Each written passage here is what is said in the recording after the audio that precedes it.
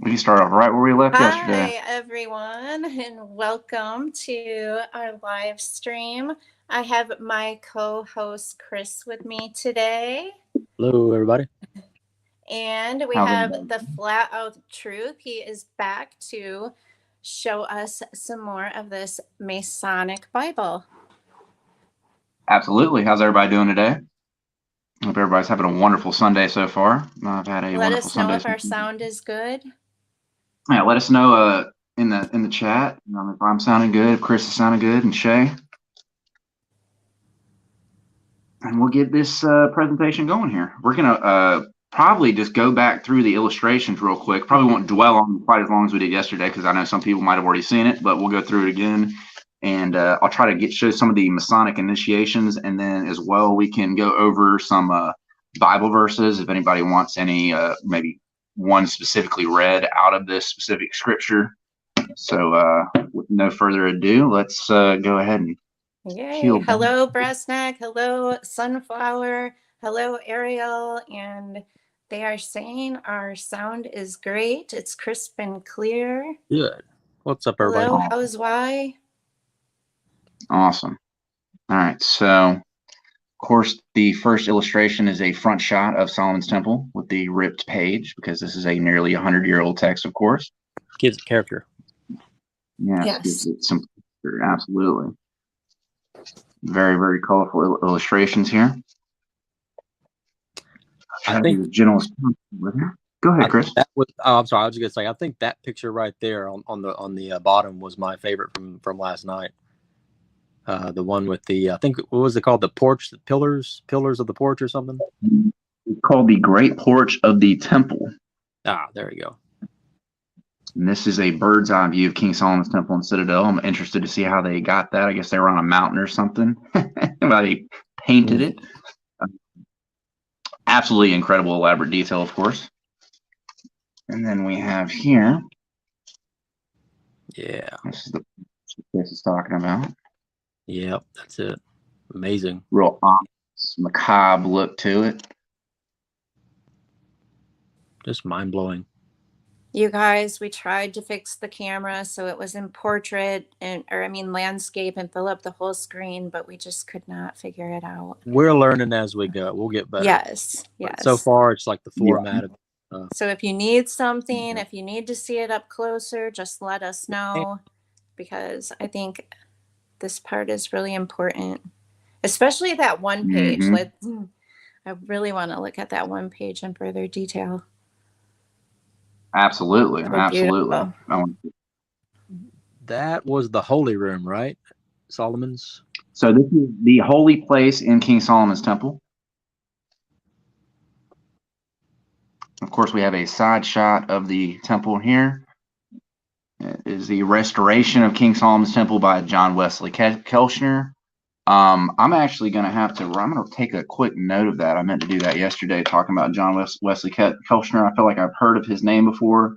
I need to do a little bit more research into him, but I'm sure I could drop a fantastic content video on him because I think there's a lot going on with him. Nice. That'll be interesting. I can't say I'm familiar with that name. Yeah, I feel like I've heard him before. Keep on moving on through.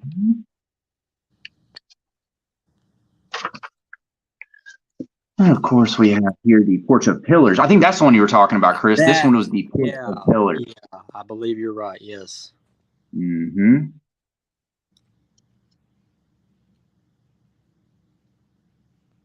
Absolutely incredible.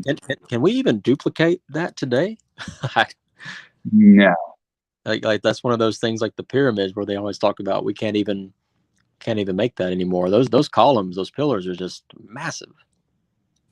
So we have people like they were made by giants. Mm-hmm. Absolutely, and we're assuming really here that these people are maybe max 6'5". Really, they could be bigger than that. Small. I don't know. I'm just giving trying to a sense of reference here with these individuals, but it's just absolutely fascinating. Ants.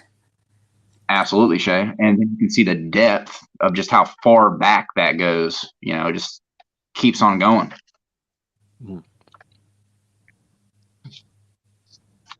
And we have here, of course, This is the gate to the inner court of King Solomon's temple. Just the gate.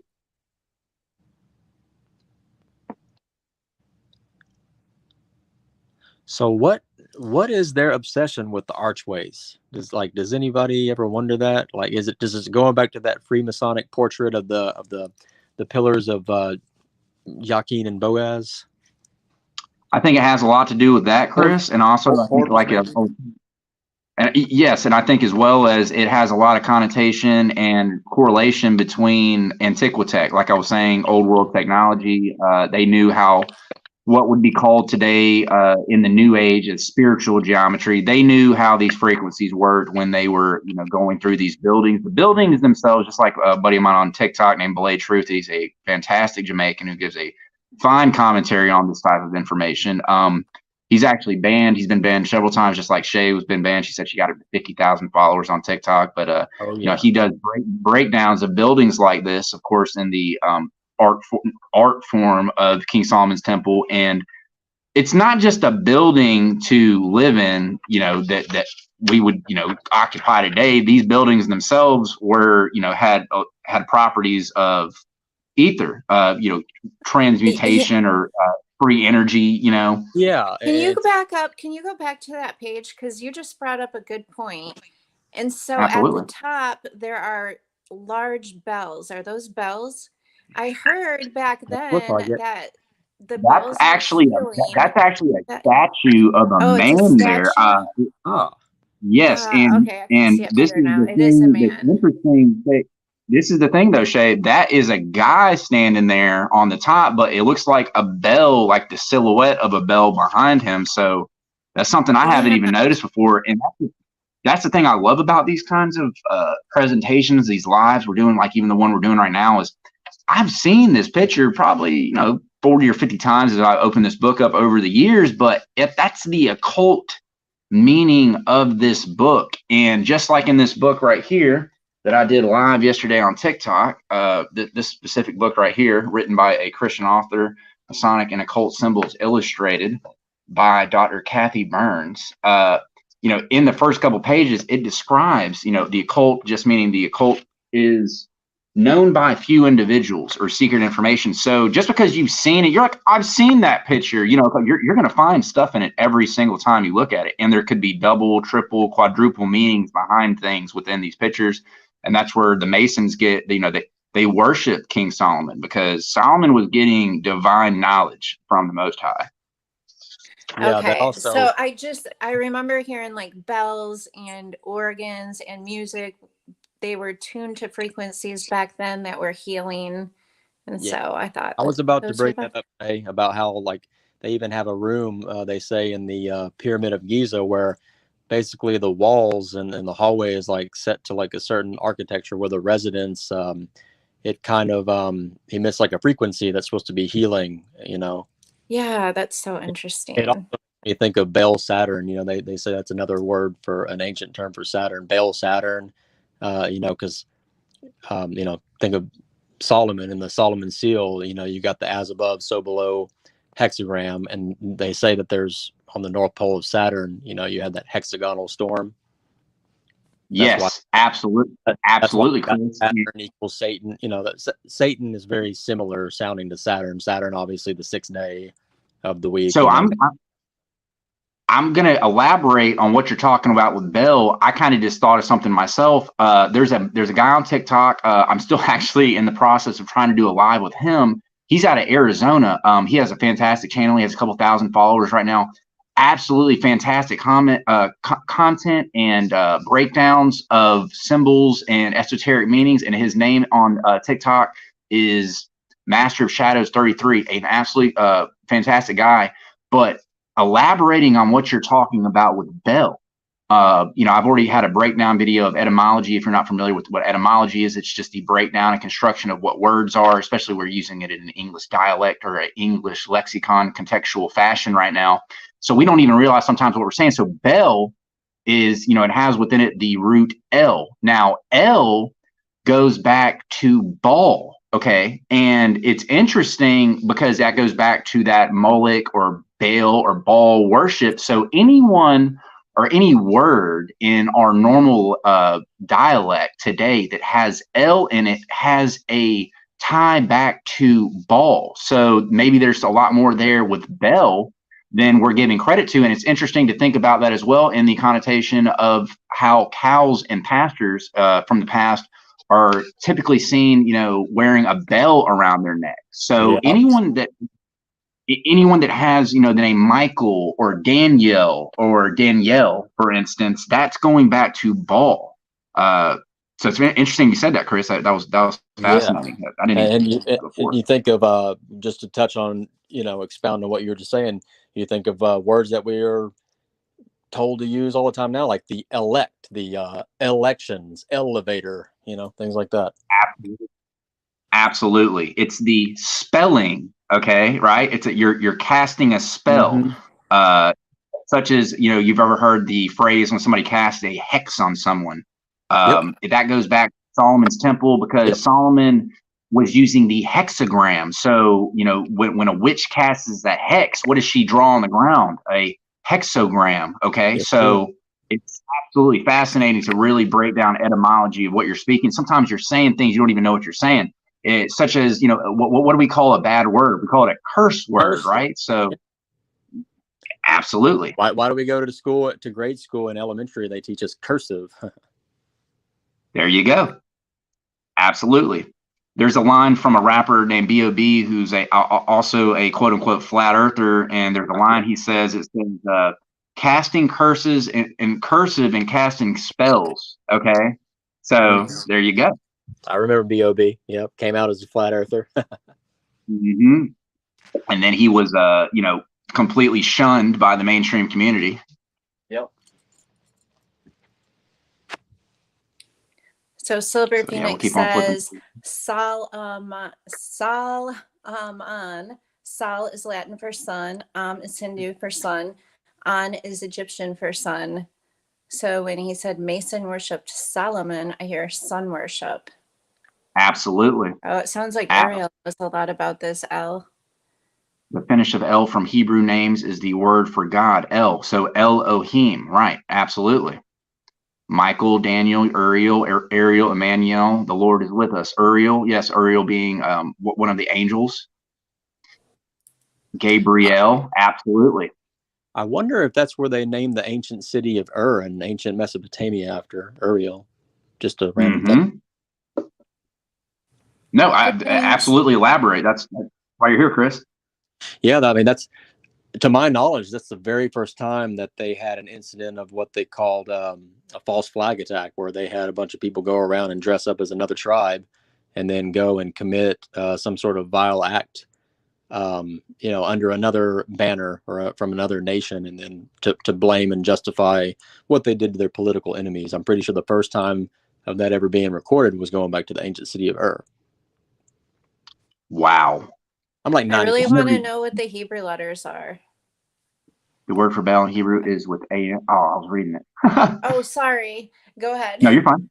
The word for bell in Hebrew is with A-N. Okay, there you go. Hebrew letter, not Aleph. They might sound similar, but the sound is different. Yes, the pronunciation or enunciation is completely different from the latter or previous letter from Aleph.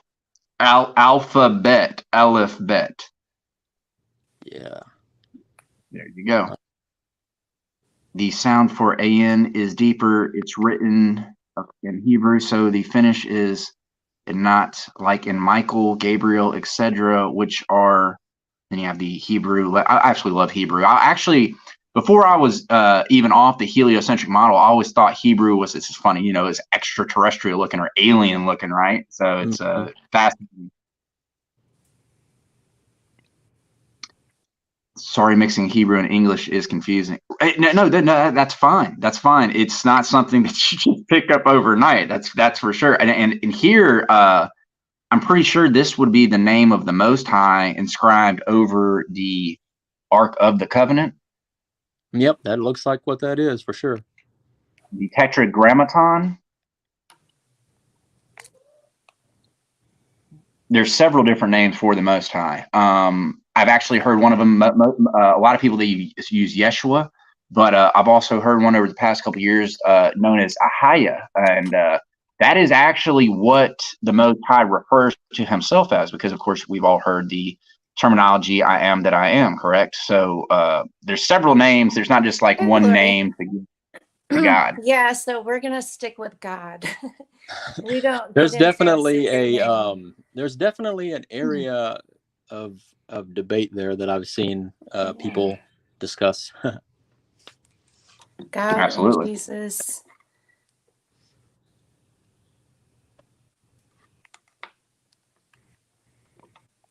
That's a cool Just picture. for simplicity's sake. What? I was saying just for simplicity's sake, so we can say Yeah, yeah. like I said, you can sit here and go out. Like I said, I say the Most High because from a literal geocentric standpoint, he is the Most High. He's the Most High over all of us. That's a cool picture right there. That's the one where they were basically partying it up, right? Old school, ancient style. Mm-hmm. And then you have the Freemasonic checkerboard here. Oh yeah, sure is. I didn't see that. Mm-hmm. That's where it all comes from. Going back to Solomon's Temple. And you have the interior of King Solomon's Palace, banquet scene, King Solomon's Temple, and Citadel. And you have just so much partying going on here. It's like a ritual. Yeah, are they doing some sort of like ancient, are they being like depraved? Are they doing all that Babylon type stuff like Sodom, Yeah, Sodom what's and Gomorrah going style? on? What are Are they they doing? Are they smoking drugs? And hi, Lori. You kids Yes, smoking exactly. drugs? This is the house of Pharaoh's daughter, King Solomon's wife or queen, King Solomon's Temple and Citadel. And like I was saying yesterday, I imagine they're down there smoking opium, because that's what they used to do in opium tents, is just lay down and smoke it, right? So they're just chilling, kind of. And you can just imagine the occultness, the witchcraft that was going on back then. I mean, if you're familiar with the story of Solomon, he had several concubines and wives. Hi, Javid. Oh no. The audio just glitched out on my end and started acting all crazy. No. Hopefully, hopefully Javid could hear it me. was for like 10 to 15 seconds. Okay, so I think it's just you.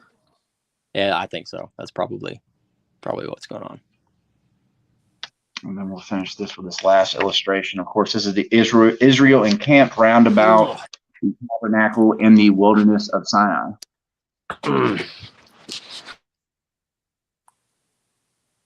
Absolutely fascinating.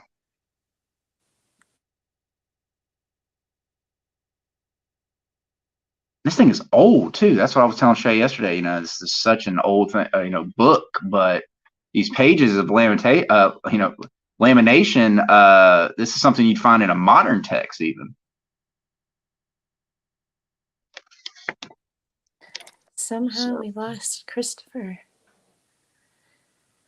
Did he fall out? He's gone, but he can rejoin if he clicks the link again. All right, we'll give him like 30 seconds or a minute and hop back in. If not, oh no, you can keep going. Okay. And he can come back. Hey, we have a super chat. Our first super chat is from Javid. Says, "Get Terry Eicher on." Okay, Javid, I will get him on. I think it's Terry Riker. I know who you're talking about. I will ask him to join. Absolutely. Yeah. Anybody wants to bring more commentary? I'm more than open. So this is the Masonic edition, of course, as it states, the Holy Bible, the Great Light and Masonry, containing the Old and New Testaments, according to the Authorized or King James Version, together with illuminated front piece presentation and record pages, and helps to the Masonic student. And then it has the seal down here, of course, that says, "Let there be light" on it.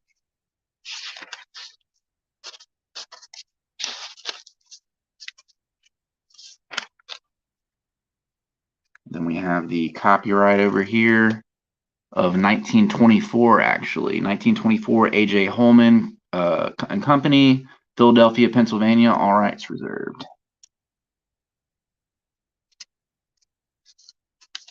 actually have a friend, Shay, on TikTok named Eric, and Eric has a Bible from the 1600s, even older than mine by hundreds of years.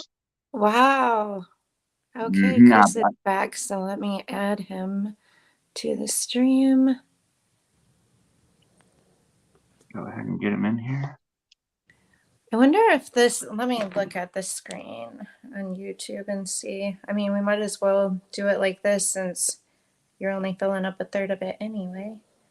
Sorry, guys. I had some technical difficulties that kicked me out. It literally kicked me out. They kicked you out? Yeah, I don't know what's going on with that. That's the first time that's ever happened. Too much knowledge. It kicked me out. Had to reboot this thing, and okay. As long as we're good now, that's all. That's okay. Absolutely. Good. So I'll start off by reading the Masonic Creed here. From this page, it says, as an expression of the simplest form of the faith of Masonry, not exhaustive but incontrovertible and suggestive, the following is the Masonic belief. There is one God, the Father of all men. The Holy Bible is the great light in Masonry and the rule and guide for faith and practice. Man is immortal. Character determines destiny. Love of man is next to love of God. Man's first duty, prayer, communion of man with God is helpful, recognizing the impossibility of confining the teaching of Masonry to any fixed forms of expression, yet acknowledging the value of authoritative statements of fundamental principles. The following is proclaimed as the Masonic teaching. Masonry teaches man to practice charity and benevolence, to protect chastity, to respect the ties of blood and friendship, to adopt the principles and revere the ordinances of religion, to assist the feeble, guide the blind, raise up the downtrodden, shelter the orphan, guard the altar, support the government, inculcate morality, promote learning, love man, fear God, implore his mercy, and hope for happiness. Now, it sounds very, very, what we would consider probably good at face value, but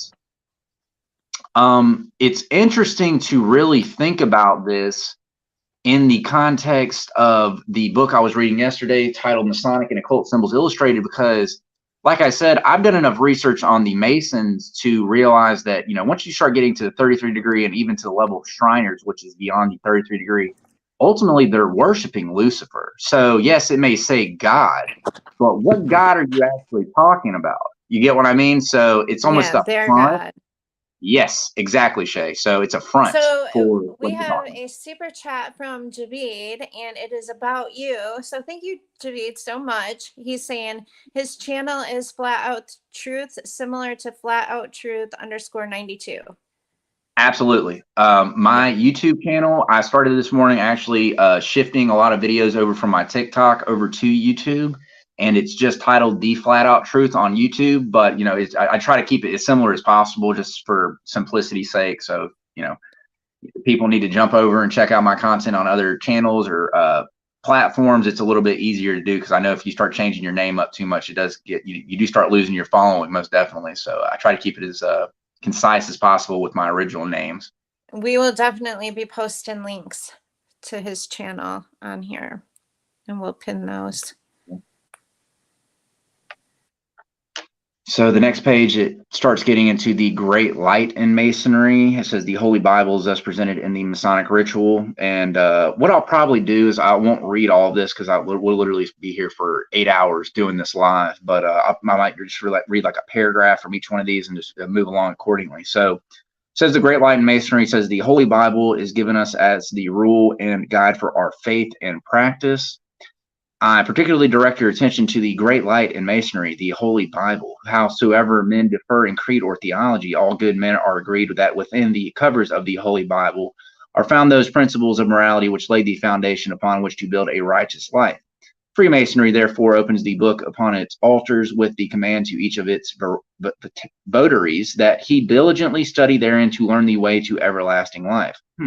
Adopting to particular creed, forbidding sectarian discussion within its lodge rooms, encouraging each to be steadfast in the faith of his acceptance. Freemasonry takes all good men by the hand and leading them to its altars, points to the open Bible thereon, and urges upon each that he faithfully directs his steps through life, that he by the light he there shall find as there shall find it. Absolutely fascinating. And then it says Bible presentation to be given at the conclusion of the first section of the entered apprentice degree. So this is for the apprentice degree, for the first degree of Freemasonry here with the Bible. So this is supposed to be read from a first degree initiate into the lodge or whatever lodge that individual is going into. And it says here, my brothers, this evening while you were kneeling yonder at the altar, you were shown the great light in Masonry and were taught in a simple and beautiful explanation the Mason's attitude toward the book of books. You were told that Freemasonry commands each of its votaries diligently to seek therein the way to everlasting life and urges upon each faithfully to direct his steps through life by the light that he there shall find and as he there shall find it. Interesting. They talk about this light, and it's interesting to really think about what is the definition or etymology breakdown of Lucifer. Lucifer means light bearer or bringer or bearer of light. Says so that answers Silver's question. And then Javid says, but if you and Terry have the same name, isn't that problematic? What do you mean if we have the oh, I get it. It's Flat Out Truth 92. That's Terry's. Hey, Shay. Is it? Yeah. Yeah. Christopher's back. Can you hear me? I just had to come. I just now came back into the room. I'm sure y'all probably know that. But my thing is wigging out. No, my thing's wigging out bad. Like it's not working. You're live right now, though. I know that, but I can. You'd have to be me to understand. I'm having some really weird problems going on. Okay. Wow, that is just disturbing. I mean, I'm not surprised, but it is disturbing. I haven't had this happen yet, and I've been on this thing with Shay a lot, like several times now. But it's doing some weird things. I'll just leave it at that. It's probably because your phone's full. Yeah, could be, but it wasn't full last time, and it's not more full today than it was last time. So Ariel is saying, in the Bible, the devil is one of God's angels, a naughty one indeed, but still angel cannot rebel God. See Book of Job. God's one of God, a naughty one indeed, but still angel cannot rebel God. I'm trying to figure out exactly what you're saying. Like what I'm a little bit confused because he definitely rebelled. Yeah, most definitely. Are you meaning like other angels, or are you talking about Lucifer himself? Because see, this is something else that I've covered in some of. So my YouTube is the Flat Out Truth, and then Flat Out Truth 92 is my TikTok. Yes, is the Flat Out Truth with a NASA liar's avatar. Absolutely, yes. That is my YouTube page. Gotta love that satanic serpent tongue in the NASA logo. Yeah. I love that image. Like, it makes like the old English T, and that's like right in the middle. It becomes an anagram for Satan, just like Santa. And then you wonder why they say T minus, etc. at the beginning of all their little stupid, fun little rocket launches. Yes, it's so disturbing. So something I've also went over on my TikTok videos, and I think I've already put them. I've already put my angel 3-part breakdown talking about the tier systems of heaven itself, with there being 9 different levels or tiers of angels on there. But it's interesting that most people call the devil Satan, but Satan, from what I've researched, is not Lucifer, and Lucifer is not Satan. Satan is a lesser prince of hell. Lucifer is the fallen one. He is the original creation. Satan is actually, yes, he's what would be considered a demon to us, which is, just how it says in the Bible, 1/3 of the angels were taken with him. But, I still do it all the time because that's just how I was raised. You say the devil is Satan, but Satan is actually an entirely different benevolent being than Lucifer. I'm not saying he's good or anything along those lines, but Lucifer is who I try to refer to as the devil, if you would. So your black ink pen is making the book like really weird, pixelated. Okay, I'll try to take it off. Yeah, see if you can. I wish we could read that better. It says here, Time is a river and books are boats. Many volumes start down that stream only to be wrecked and lost beyond recall in its sands. Only a very few, endure the testings of time and live to bless the ages following. We pay homage to the greatest of all books, and the one enduring book which has traveled down to us from the far past, freighted with the richest treasure that ever in any book has brought to humanity. What a sight it is to see men gathered about an open Bible. How typical of the spirit and genius of Masonry, its great and simple faith, and its benign ministry to mankind. So something else interesting to know about Freemasonry, because back in 2013, I actually was interested in joining a lodge just to see what it was all about, in the sense of I didn't understand the full context of what it was about. I just thought it was, a fraternity or something to join that would just be cool. But after, doing more research in it, all that is required, and this is interesting now, all that's required to become a Mason at the first degree is that one believes in a deity or a God, if you would. So it doesn't have to be specifically the Most High. It could be Jesus. It could be Allah. It could be, and that was fascinating to me. So essentially, they won't let an atheist join the lodge. So that, once I kind of figured that out, I was like, interesting. I was like, that's where started. Yeah, I definitely recall hearing that. Mm-hmm. Ariel says in Judaism, the devil is one of God's angels. He still obeys God. That's interesting.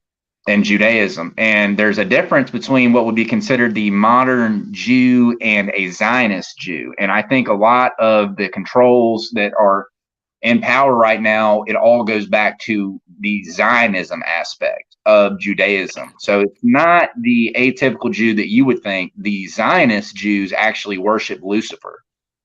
Talking about like the synagogue of Satan. Synagogue of Satan. There you go. Yeah. Well, anyone that denies Jesus Christ worships Lucifer. So anyone that hates Jesus Christ is not worshiping the same God that I'm worshiping. Absolutely. Absolutely. They're worshiping, whether they know it. And that's the thing about atheists that's interesting, is whether they know it or not, they are following Luciferian doctrine, because Luciferian doctrine states that as above, so below, and as well as that, it also states that do as thou wilt. So that's exactly what an atheist is. They're doing what they want to do. Okay. And a lot of the modern day churches are following Luciferian doctrine as well. Doctrine. Absolutely, Shay. So Brassneck was asked to join the Masons, but told no because he was Catholic. I'm interested in that comment, because there's a lot intertwined between the Freemasons, the Zionists, and Jews, synagogue, and the Catholic Church. They're very with the Jesuit order, like just from a symbological standpoint alone, it's all the same stuff. You'll find plenty of those hexagram stars. I mean, it's even on the Pope's pagan fish hat, etched in gold. You got a seal of Solomon / Star of Riphan, hexagram, whatever you want to call it. So I'm not sure what to make of that comment, Brassneck. No offense. No, I don't know. Maybe it was a specific Catholic doctrine or something. I don't know. That is interesting, because like I said, like you already kind of hit the nail on the head there with it, because the Jesuit order. This is something I found out more recently. So I mean, of course, I'm still fascinated with just how the enemy works, of course, which is why I study Masonry and other texts and tomes like this. But this is the thing that I've discovered more recently, and I've already kind of had this inclination. So Masons are not the one running are not the ones calling the shots and running the shows. They're actually controlled by the Jesuit order, or the mainstream Catholic of the Pope. Okay, so I think your camera is trying to focus as you're moving your finger, but I know, I'm sorry to interrupt for this. When you're holding the book perfectly still, I can actually read the words, but when you're moving your finger around, it starts pixelating. Is it possible? Maybe StreamYard is just giving us some technical difficulties today, and he's having visual. He's having visual do you problems. see how it's blurring? I see it. I see it too. Okay. But it would be nice if people would be able to screenshot some of this, if they found it really interesting. It's blurry on my end too. Okay, now it's looking better. Yeah. Yeah, and now, okay, that's really good Yeah, right there. it's just very Yeah, sensitive I when could, it moves. yes, thank you. Yes. Ooh, I see the number 1717. So it's saying here, the ritual of the Masonic fraternity contains many scriptural quotations and allusions. We have no means of knowing precisely what ritualistic forms were observed in the 4 old lodges that combined in 1717 to form the premier Grand Lodge, but well-informed students agree that the ritual of the operative lodges was comparatively simple and that substantial additions to it were made in the early years of the Grand Lodge era. So is Lucifer the sun? If Masons worship Solomon, the sun, Masons worship Lucifer. I would say yes, because that goes back to, we're talking about, okay, so what do we say when the sun is, I'm going to set this up on a book here so we can keep it more steady and a little bit more elevated, actually. So what do we say when we're actually, when the, obviously I don't think the sun goes quote unquote down, of course, but what do we say though? We say, hey, the sunset. Okay, so we're saying Set correctly. So Set is a deity in Egyptian quote unquote mythology. That's where that's coming from. So yes, it is ultimately sun worship. Yep. Absolutely. It's going back to heliocentric. Helio, sun, Apollo, Apollyon, Sunday. Worship on a Sunday. Worship the sun. Make everything revolve around the sun. Yeah. The earth Absolutely. around the sun. Look at the Jesuit order logo, the black sun with the IHS in it. He says, Brassneck said, my brother-in-law was the Grand Master, but came back and said, my lodge does not take Catholics. Wow. So maybe it's that specific lodge, because certain lodges have different rules of engagement. So for whatever reason, that might be part of it. That's interesting to hear that, though. But I could see that. So it makes you think that at the very lower levels, they still have some sort of means to be a little more flexible at the lowest levels imaginable. But obviously, the higher up you get, absolutely, I really do.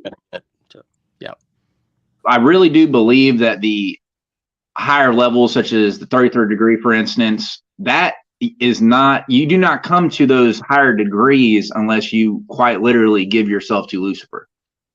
Yeah. In Sunflower, I agree. I think the sun is a light. I don't think it represents Lucifer either. So it's interesting that now think about this. It goes back to mockery. And of course I have here my bracelet on that says,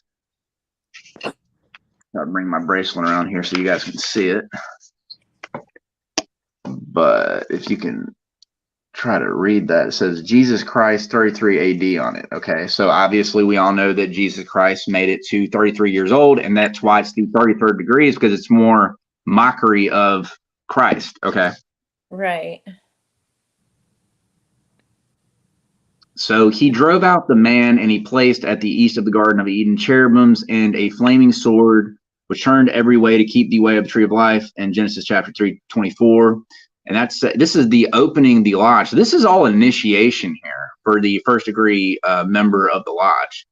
And then it gets into the next paragraph. It says the visitor, and it says, and if a stranger sojourn with thee in your land, ye shall not vex him, but the stranger that dwelleth with you shall be unto you as one born among you, and thou shalt love him as thyself. And then it says, the first craftsman, and Zillah, she also bare Tubal Cain, an instructor of every artificer in brass and iron. So you can see a lot of connotation going on there with that specific. Let's see. So they're saying that different lodges are different denominations, like some are Protestant, some are Catholic. Listen, I'm in West Scotland. We have Catholic and Protestant issues. Sorry.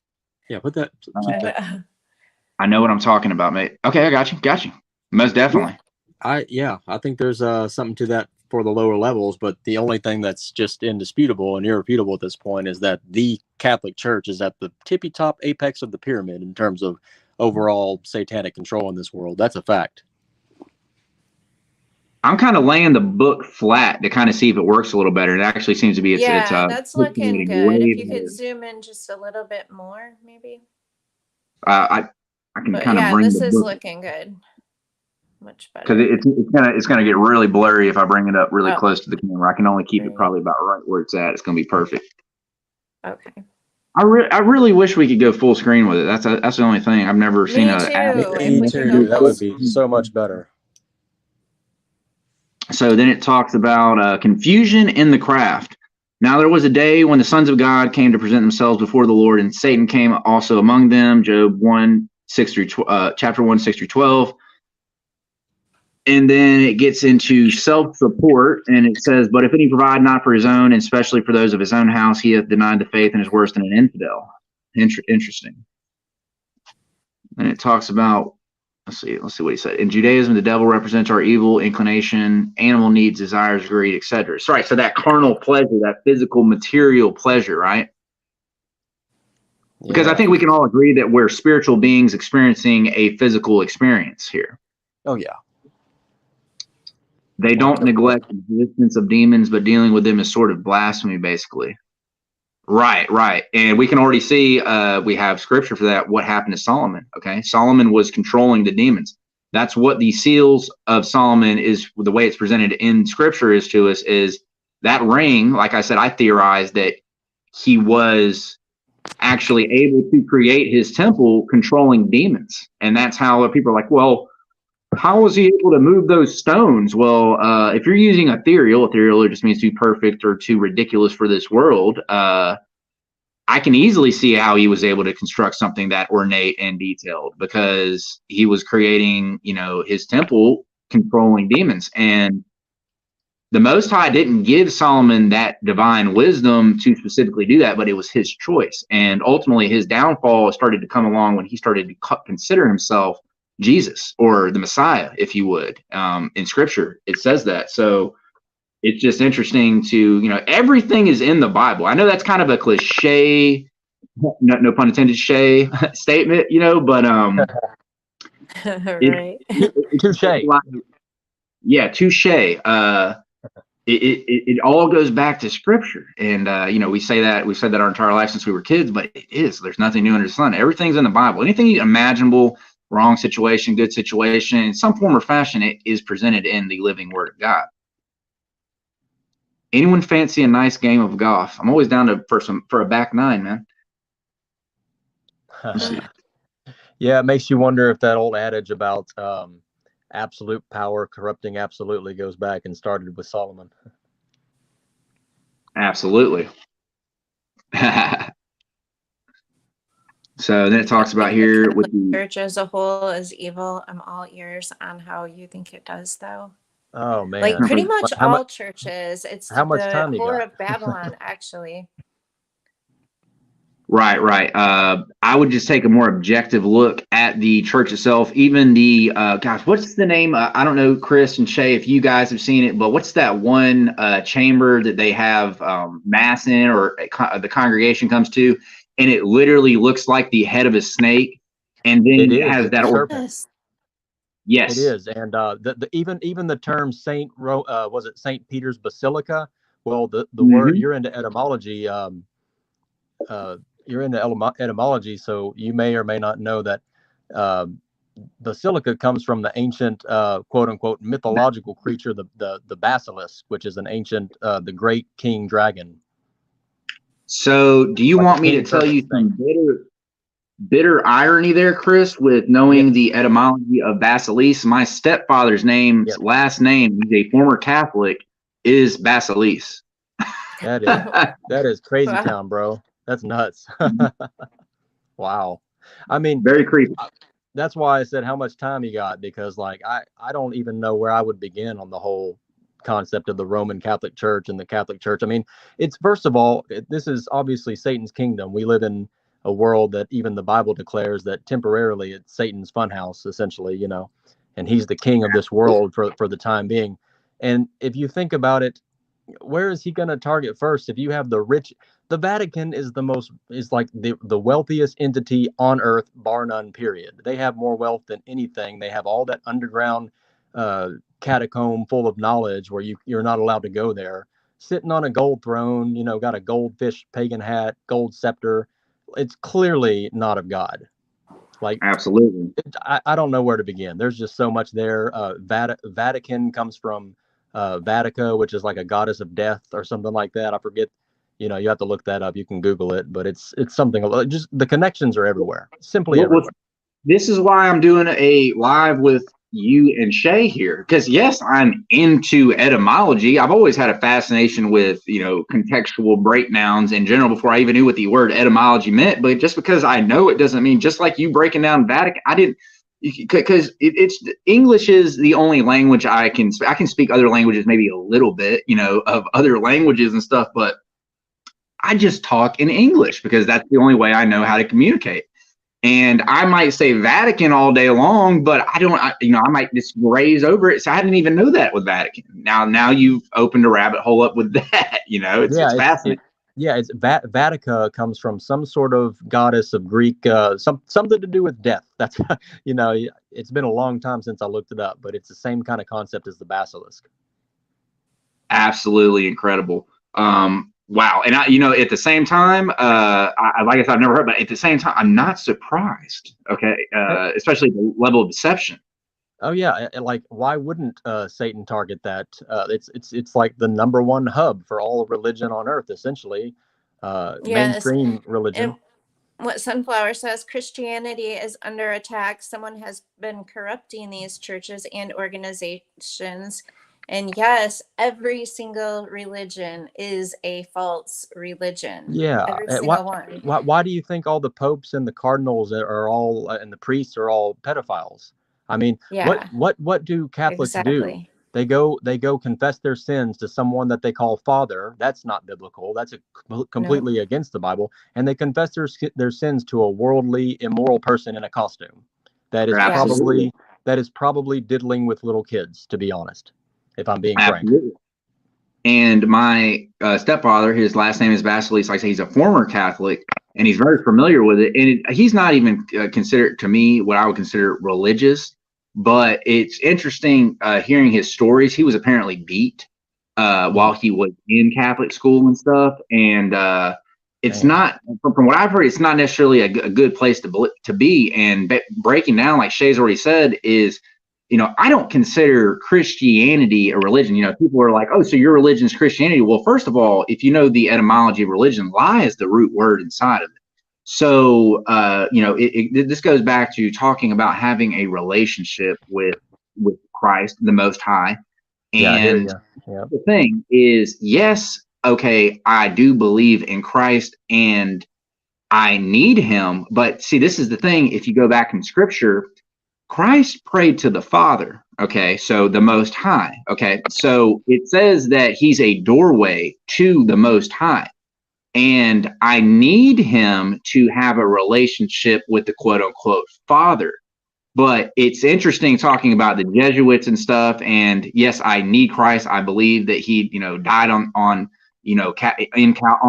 Calvary, for our sins so that we could have a relationship with the Father. But you got to really realize that he was praying to the Father at the end of the day. And that's the only way I can have a relationship with the Father is through him. Exactly. I hear you. Yes. For sure. I well totally said. agree with all of that. Very well said. Exactly. So it's a very as we get older. As far as Christianity goes, in the Bible and they were followers of the way, but then Paul is the one that coined the term Christianity, which meant followers of Christ. So the earlier Christians were originally called followers of the way. Absolutely. And this is something else that I kind of want to elaborate on. So I've been in several quote unquote denominations, and this is something that I have an issue with. Why I stopped going to church. We're having church right now, whether you know it or not. Just by it says anybody that has my name, in conversation, I'm there. The Holy Spirit is there with us, right? So we're having it whether we know it. We don't have to go to a quote unquote church building because, like I said, I think churches have a considerably different meaning to them, especially in the form of, we're talking about Tartaria here, and the vibration, the resonations of what they're used for. I think they've been refabricated in a way, like with a lot of the mandalas or mandalas, the organs in the church. All of that is old world antiquitech refashioned to, have the meaning of what they want to inject on it. But there's just so much more to it than just a quote unquote church. And that, if you really, go back in scripture, Jesus didn't like the church specifically. No, he didn't pass around a plate and collect money. And hey, Silver Phoenix, thank you so much for the donation. I appreciate that. I use that. I reinvest to buy old books. Thank you so much. Awesome. She does. Absolutely awesome. Let's see. It's with Megaplan. I absolutely love that name. That's hilarious. Saturn. I love that. A lot of, yes, the Saturn. There's a little, etymology break right there. Even Satan can't fight God in God's kingdom, as he lost once. So the only place he can fight him is through his favorite creation, man. So yes, I agree. We live in a battleground of good versus evil. Now I'm going to elaborate, Megaplan, on what you're talking about there. This is from a Mason's mouth, mind you. Back in 2013, when I was 2021, I was buddies with this guy. Had no idea what I was dealing with. This is literally almost 10 years ago. I'm going to tell you a quote from him. We're talking a 15 degree Mason back then. He's moved and had to reinitiate in other lodges since then, since the last time I had talked to him. But it's interesting. He told me something back when I was 21 years old, and it has so much more of a profound impact to elaborate on what you just said there. He told me back then, this is a battlefield.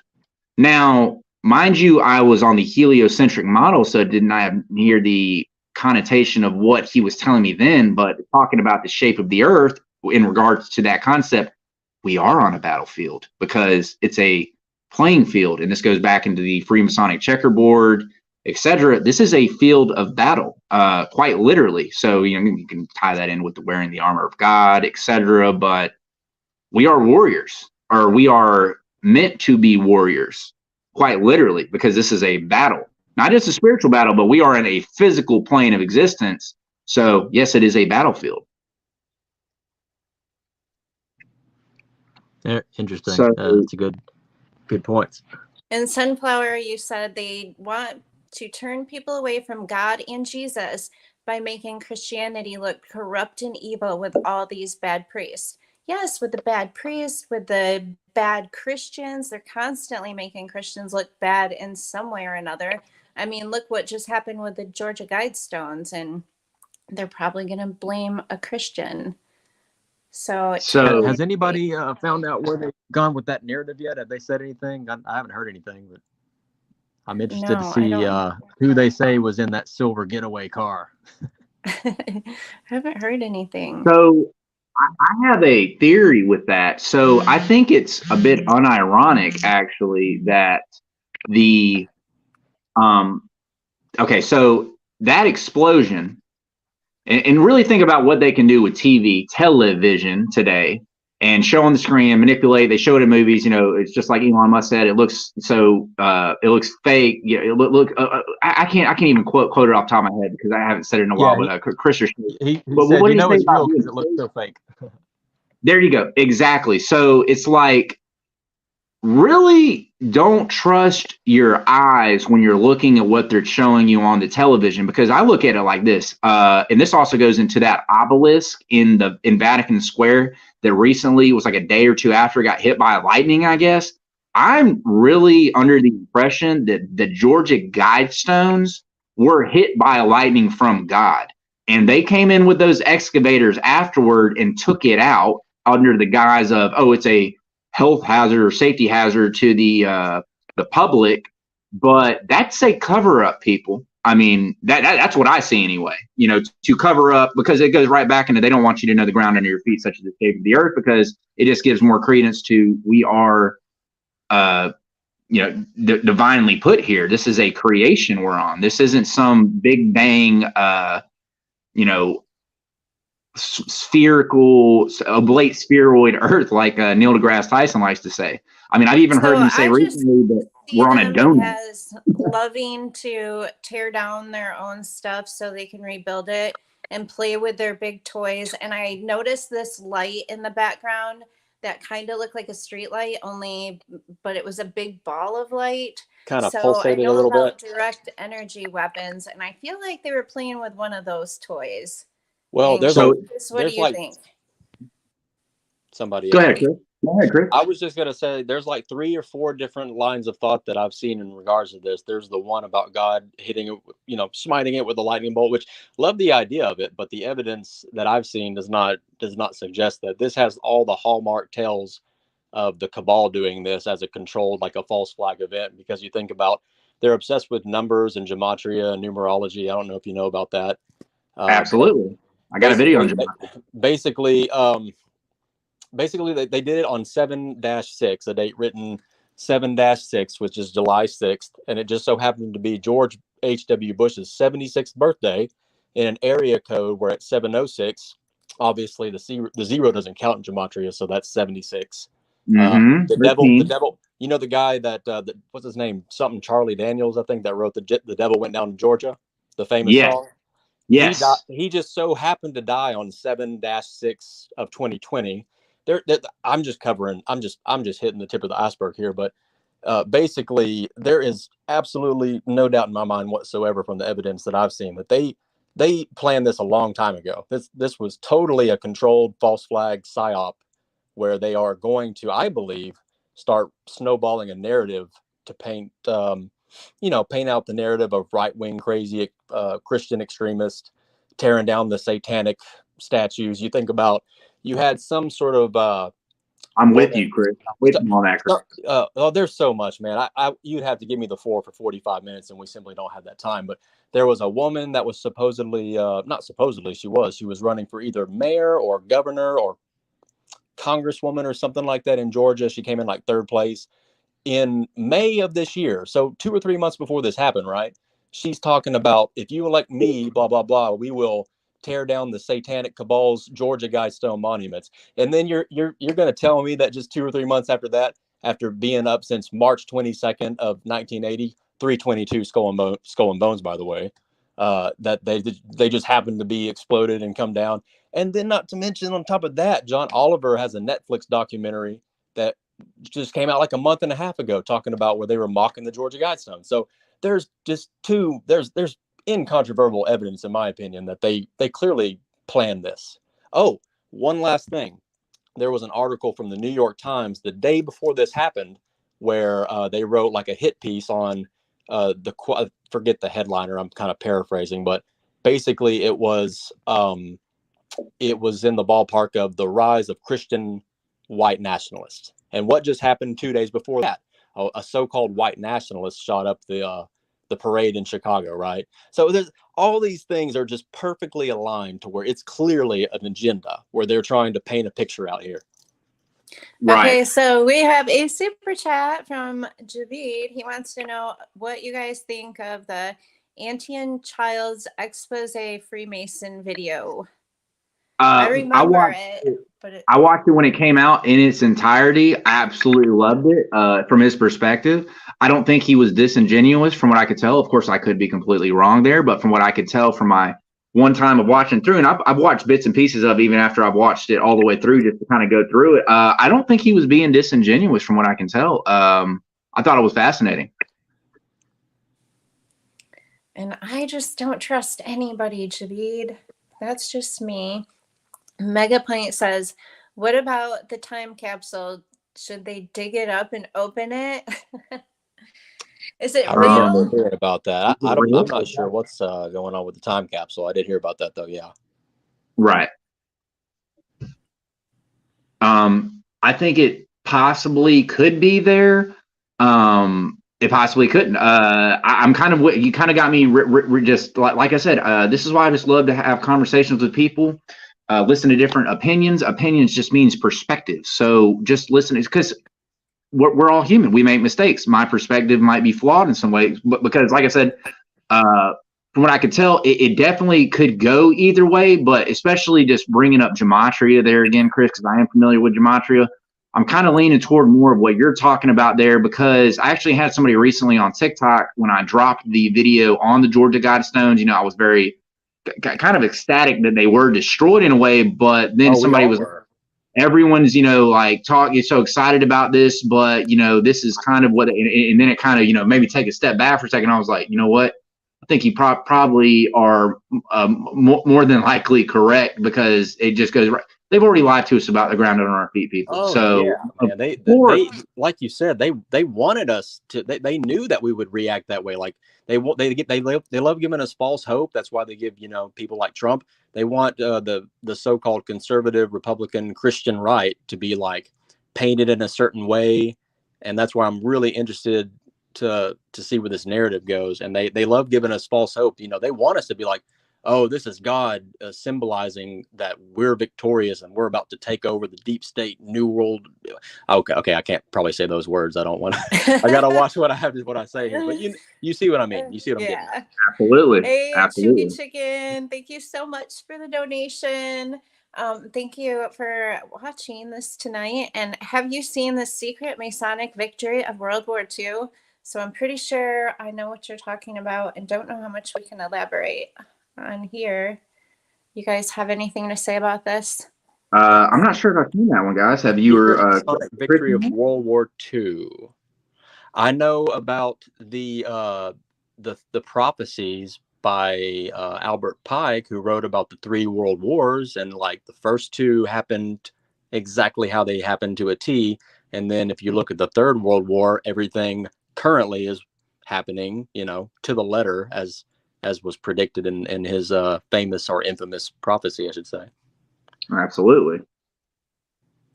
There's a lot of stuff, especially if we're talking about Tartaria. So anything that, from what I can understand, because my grandfather, he did fight in World War II. God bless his soul. He passed away in 2016 at 91. Now, my grandfather was a Marine in the Pacific Theater during the war, and after the war ended, he actually became an Air Force officer. So he cross-branched and then became an officer. An absolutely incredible man. Not just because he was my grandfather, but also just because of his accolades and et cetera. But I've watched enough documentaries, especially pertaining to anything from right now in the time period that we're in now, going back even 100 years. Anything really from right now, 100 years back, you start moving back from that 100-year mark, it starts to kind of get fuzzy. It really does. I'm not saying that there's a lot of people out there on the millennial kingdom aspect, which is called preterism, which they say Christ already came. I can see how that, right. Exactly. You start talking about the Renaissance period, for instance, and like I said, this gets into the presentation video I did talking about the camera obscura. And images that are even presented in this book here. And, it looks like, how is it so detailed? Like, did somebody take use the camera obscura and then paint over it? I definitely think it's more than likely happened. And not just that, I think potentially they had other camera forms way before, obviously what we had now. There's a lot of speculation. Like I said, it gets blurry 100 years back. I'm not saying that it's 6,000 years old. There's obvious evidence of resets all around us, and not just a reset from what would be called the antediluvian era. If you're not familiar with a gentleman, highly suggest checking him out. His name is Flat Earth British, also known as Martin Litge. And Martin, he drops great videos talking about Antiquitech, which is one of my favorite personal topics to talk about. And I go over his slides a lot when I am, not banned for a week on TikTok for literally saying I won't even say it on here because I'm that, paranoid about it. But, talking about said individuals that are in power right now. And, Martin gets into that a lot of times, or most of the time, talking about that antediluvian era. Antediluvian means pre-flood era. And I think there's evidence, not even think, I really know at this point, there's evidence of several resets, not just one kind of way of a flood, but I'm talking about cataclysms from the perspective of meltology, for instance. Meltology being what we would consider to be mountains and stuff. Mountains. I know exactly what you're talking about, bro. I've pondered all of this. Yes. Did you Absolutely. watch any of Hangman's videos yet? Because I have not. I have not. stones. I'm actually taking notes right now. I'm going to put them down here. Shay, I go through so much information every day. If I don't get to something, do not take it personally. Trust me. I was just curious. You're talking about in the Bible. It talks about I'm definitely ballparking this one, but something about linking with the mountains with seemingly melting, and we have geological evidence that seems that there's mountains around the world that seems like they have melted, if you will, and that would be kind of correlated to the notion. You're talking about Christ already coming back for the second time, and the millennial reign would have been in what we know of as the dark ages, correct? The dark ages, absolutely, and it makes so much sense. It makes so much sense when you're talking about it in the perspective of how these Tartarians were able to tap into the ether. Now, there's a video I highly suggest everyone go look it up. It's if you just go to YouTube, type in 1981 ether as the keywords. It should be the first video that pops up. It will be a Russian man talking through it in Russian, and it has English subtitles, but it actually talks about the fundamental aspects, scientific aspects of how ether works. And I think it's like literally 10 to the 72nd power of what we would consider in the modern day of nuclear energy. It's that much more powerful tapping into these ether fields, because ether, especially think about the shape of the earth here, people. We're not on a globe, obviously. So the ether, think about the etymology with ethereal meaning too perfect for this world. Ether is just that field, the literal, my fingers rubbing together the pages of this book. They're created using these symbols, right? Such as the crescent moon, the cross, seal of Solomon. All of this is creating the fabric of our reality. And this goes back into, as we're told, which I don't believe anything the mainstream media says, them talking about. Can you read something on that? I'm sorry. The north side. What's the north side? What does it say right there? So it says, the north side, for thou hast said in thine heart, I will ascend into heaven. I will exalt my throne above the stars of God. I will sit also upon the mount of the congregation in the sides of the north. I will ascend above the heights of the clouds. I will be like the Most High. Isaiah chapter 14, verses 12 through 23, or page 619 in the King James Version of this specific Bible. Yes. See, that says the north is on a side, not in the center of the earth. Yes. You're going to get Shay talking about the map. She loves it. Just when I read that, I can read it now. So when I saw that, I'm like, I can't see the words under it. You have to read it to me now. So do you want to see the tabernacle as well? Yeah. Sunflower, back on that guy. I kind of do think he was mocking us. I think there's a lot of false lights. And one of the reasons I asked Christopher to do this with me is we both see it. People that say they love Jesus, but it's a different Jesus. It's just not the same Jesus. I am so incredibly on my guard about this false light concept. And I think me and Shay touched on it on our first live like a week ago or so, but we need to have a whole video segment that probably is going to last like 3 hours to talk about this. It's that extensive. There are people out there like Derek Bros, and there's another one, the one that I sent you earlier, Christopher. But anyway, these guys, they call themselves witnesses, and they say that they're for Jesus, they love Jesus, but they also call themselves gods, and it's really mixing Christianity with New Age, and definitely false lights, and there's just something wrong with all of them, but basically they're Luciferian. Absolutely. They're doing as they will, right? If we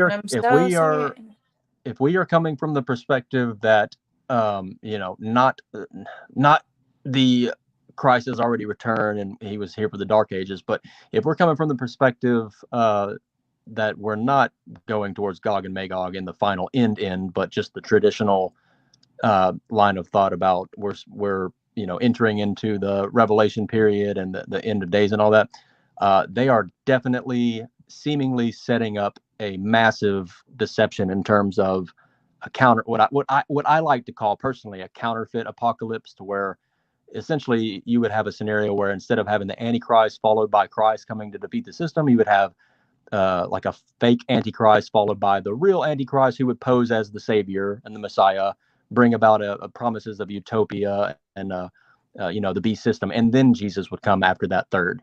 That's what the premise is. Absolutely. Yeah. And either way, these people that you think are leading you to the right Jesus, like if you pay attention, like Javid says, the pillow behind him and the black and white, that checkerboard, definitely, like there's always signs and symbols. And I hope we can talk about those too, because it'll help people see like who these people are. They'll wear it on their jewelry. They are They'll wear it so on brazen about designs it. on their shirts, and then you Yeah. know that they're going to lead you to the false light. They are so super brazen about it. They just count on Yes. people's ignorance, them not knowing about the signs and symbols all the And time. they'll be like, these are good. You know, the pentagram is a good thing. The Well, Jewish star is good. Go ahead. This goes back into a buddy of mine on Instagram called Land of the Blinded, and he's always posting stuff about Lilith and Saturn. Okay, and Lilith is said to have been the first female before Eve. Now, I wasn't even familiar with Lilith until probably the past couple of years. I've heard her name before. I knew it was an evil connotation, but he's always saying that Lilith controls Satan, or Lucifer, if you will, in the cube, and she releases him from the cube. So that's going back to what you and Chris are talking about with the Seal of Solomon, or the Star of David, if you would, and how people are using it from a spiritual geometry perspective, which is, what's the best way to say it? Which is more akin to, like I said, it's in the ether. It's how it's like I said, Lucifer likes to invert things. So he's using it for his own purposes, but from what I'm seeing from an ethereal perspective, it does have relevance. To say it doesn't have relevance is being naive, but from the perspective of people using it, especially when we're talking about Zionists and stuff, yes, there's an entirely different connotation brought to it, especially talking about the cube of Saturn, or the Kabbalah. Kaaba means cube. Kabbalah. Now, really think about this, really guys. want to expose, because the Kabbalah is like they're all the religions, and they make you think that we're Christians too. This is so good. The tree of life, follow us, and it goes all the way to the queen. The tree of life could, like I said, it's the inversion. From what I'm seeing from a quote unquote Tartarian perspective with the tree of life, is what we would consider Hyperborea, or the center, as all compasses obviously focus north, Mount Meru, as it's called. I theorize that that's potentially where the tree of life originally originated. But like I said, they're using it in an inverted fashion to kind of steer you away from objectively looking at things, which I like to say. Just like the pyramids, they steer people away from like objectively looking at what the pyramids truly represent.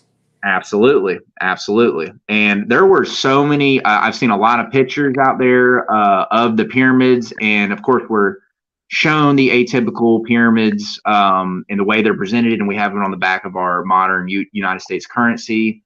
But that is not an accurate depiction, I don't think, of what would have been originally how the pyramids looked. I think there was a lot of other, like I said before, antiquitech on the pyramids. It's been ripped off and refashioned, like the Sphinx, for instance.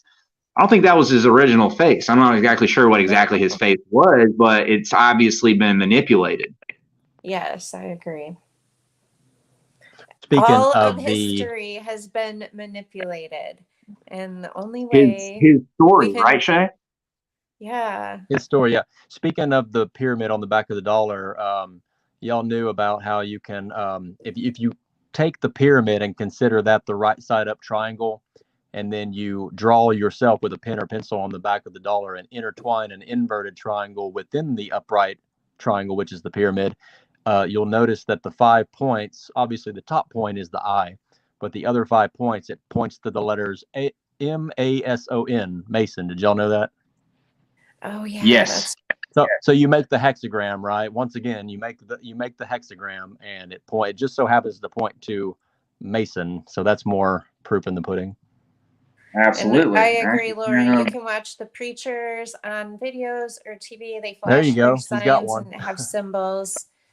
Yep. And even like the truther ones, like watch all them too, because there's only one that I will follow and watch. So something interesting, if you don't know about that, of course, there's Masonic and occult symbolism all over the dollar bill. I'll tell you one recently that I've heard of that really kind of mind flipped me, especially with the shape of the earth. Take a magnifying glass and look inside of the eye of Providence itself. From what I can tell, it looks like it is our realm within it. You have Antarctica, it looks like inside of it, but the inside of it, it's a geocentric plane inside of the eye of Providence. So I'll take a look at that. I definitely haven't heard of that yet. I'll have to check into that. And then right here in the corner of the one is also in this corner right here. It's an owl in that corner. If you didn't know about that one as well, I did know about that one. Yes. Mm-hmm.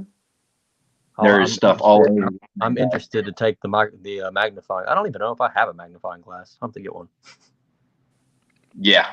I'm sure there's videos on it out there, but it's absolutely fascinating type of material like that. Man, this is a great live, everybody. Thanks for everybody commenting and being respectful. And this is great. Yes, it's flowed super well despite my technical difficulties earlier. But it's all good. Hey, we're all figuring this thing out. Before I forget this, man, I wanted to ask you. I heard you talking about this last night. You were talking about Roger from Mud Fossil University, yeah? Yes. Well, I don't know if y'all caught my comment or not. I think it was one of those ones that kind of got buried under the rug or whatever, and other people were talking, just kind of went by the wayside. But anyway, I'm very familiar with Roger. He has me banned on his YouTube channel because I rattled his cage. This was probably like this was probably like 3 or 4 years ago. He banned me because I was talking about flat earth stuff, and you know how bad he hates that. But I absolutely know what you're talking about with the dragon, the ancient dragon, all across North Africa. That is fascinating. Like, I'll be damned if that's not like an ancient giant dragon. I know how crazy that sounds, but dude, come on.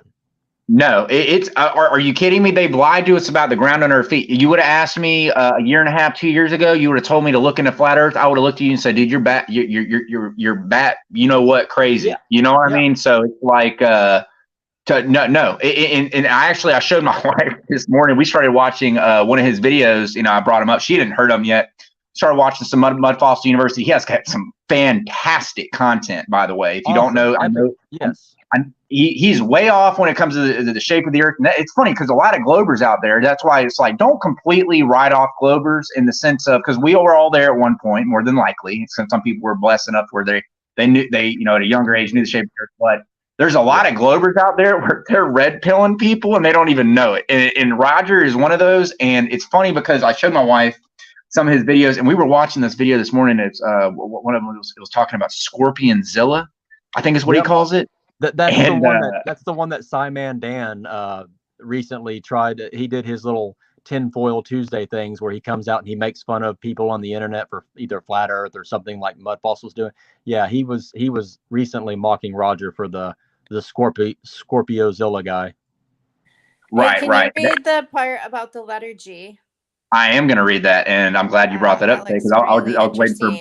So before you read that, on TikTok, there's a bunch of flat earthers, and they always talk about the G. It's the G, and I know exactly they're Freemasons. So I'm interested in this.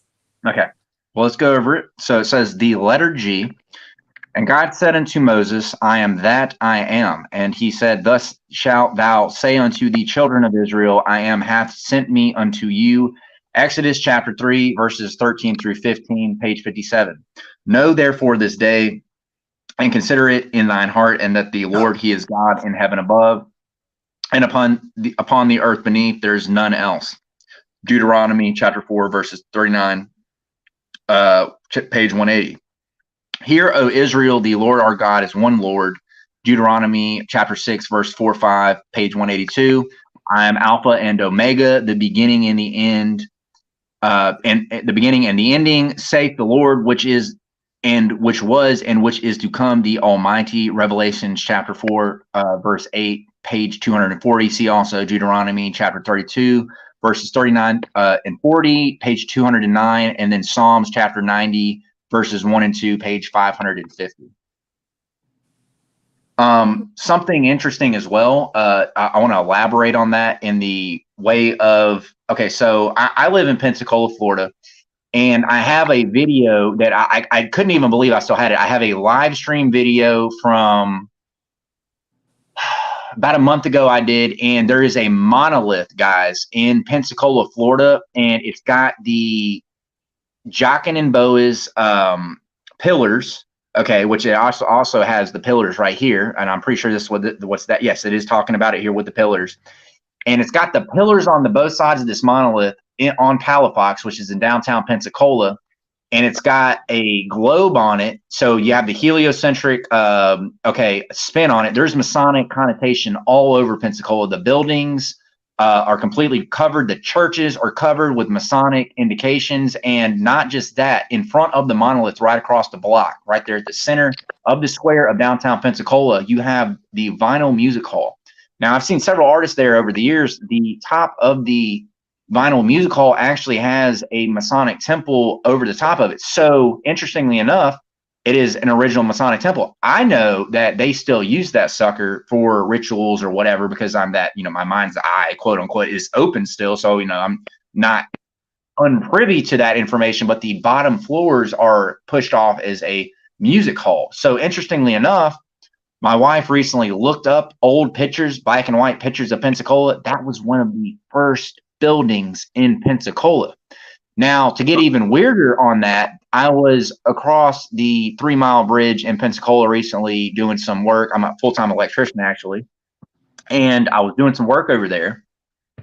And as I was coming back from a job recently, there was another monolith of the same type of design over there. It is just absolutely hair on end, chilling stuff all around you that you don't even realize sometimes. I'm telling you.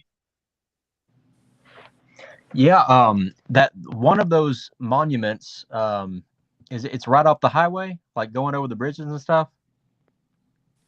This one specifically was kind of a little bit deeper into the Gulf Breeze area. The other monolith that I'm talking about, and I don't know because I didn't even know there was a second one. But the one that I originally was talking about, I have a video of it on my YouTube page. It's about a 40 or 50-minute long video. I pull up to a parking spot, I get out, and then I walk up to it. And then I also did a little bit more walking around the area, showing some more Masonic architecture, etc. But it's in that video, the monolith I'm talking about. And like I said, on one side, you got Jockin and Boaz towers. It's got all the different countries written on it. And then on the opposite side of that actual monolith is another side, which is very similar to the first side, but it has the moon on that side. So to say like the Masons and stuff don't have an influence quite literally everywhere around our realm is just being naive at this point. And I've lived in Orlando before as well as I'm obviously from Augusta, Georgia. It's everywhere, people, across the world. It is.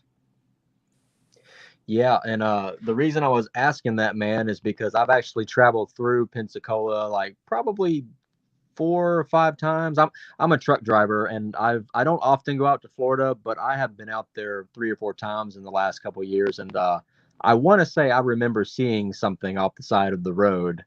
Yeah. When I went through there, that's why I was asking.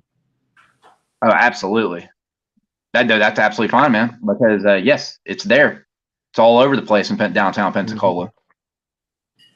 Okay, you guys, we've been live for 1 hour and 23 minutes. I think I'm going to cut this stream off here for now. And if you guys want to come back and do a part 3, then we can do that. It's endless information. So, like, yeah, it's go on forever, guys. That's the crazy thing. Thank you guys for joining us, and we hope you enjoyed the show. Bye. Thank you so much for sharing your information with us in that rare Bible. Absolutely. I would love to come back and talk about the signs and the symbols. Don't know why that's back there. Yeah, talk to you later. Talk to you later, brother. All right, bye guys. Thanks for everybody. watching.